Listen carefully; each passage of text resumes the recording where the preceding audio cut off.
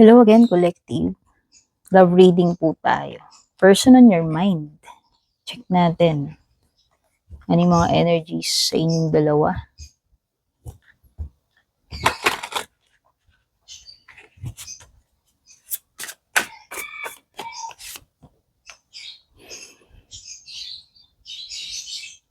Hindi masaya. Hindi masaya yung connection nyo ngayon or pwedeng yung person nakakonect mo. Hindi siya masaya ngayon. Okay? Itong Sun card reverse is an indication na hanggang ngayon wala pa rin malinaw na kasagutan or direction pagdating sa connection ninyo. Pwedeng iba sa inyo, this is a sign ng hindi nyo pa rin makukuha yung clarity or closure tungkol dito sa connection na ito.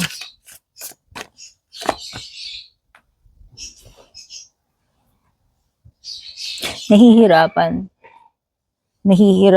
kayo ngayon dito sa situation ninyo. Maraming obstacles, pero parang this is a relationship na parang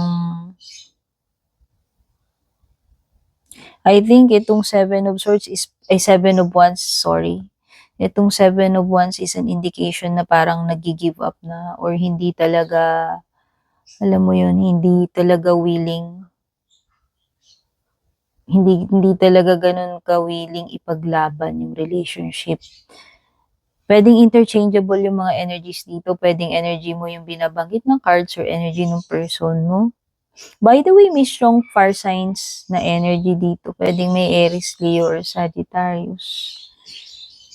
Oo, parang merong nakaka-feel kasi dito. Hindi ko alam kung ikaw yun o siya, kung kanino mang energy ang tinutukoy na parang hindi na worth it ipaglaban, hindi na worth it ipagpatuloy, parang sumusuko na sa mga challenges, sa mga obstacles.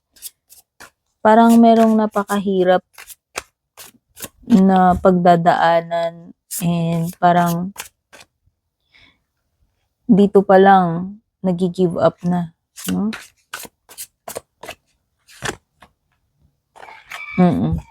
Ito talaga yung energy na bibigay na. Bibigay na, pabigay na, or bumigay na, no? Kasi pwedeng past, present, or future energies to sa inyo. Depende na lang po kung paano nagre-resonate sa inyo. Just take only what resonates.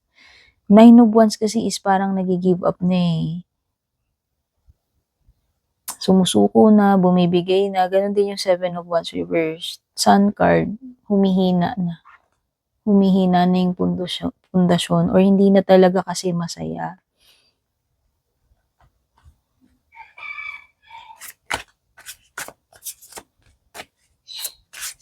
Strong energy talaga ng fire. Until now, puro mga wands yan, tsaka sun card. Could be a Leo, pero pwede rin ibang fellow fire signs. Justice. May Libra energy na sumulpot. Libra is coming to a decision eh. Eventually, pinag-iisipang mabuti, tinitimbang yung situation. Pero sa tingin ko, ang pupuntahan din ito is, decision. Pagpili, decision.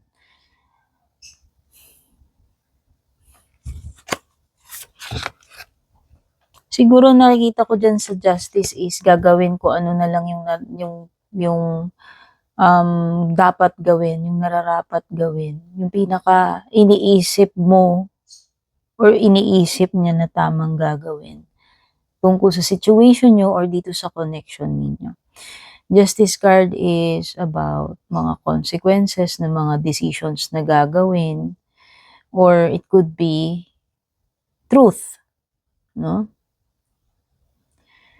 Sometimes itong justice card kapag fairness kung ano lang yung fair na isabi ko nga kanina, kung ano lang yung nararapat or fair na gagawin. Sometimes may mga relation ito sa mga legal matters, no? Kumbaga kung dadaan sa tamang proseso, dadaan sa legal na proseso.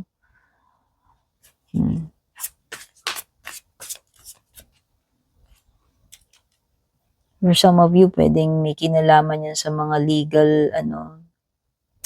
legal like annulment, divorce, yung mga ganyan. Custody.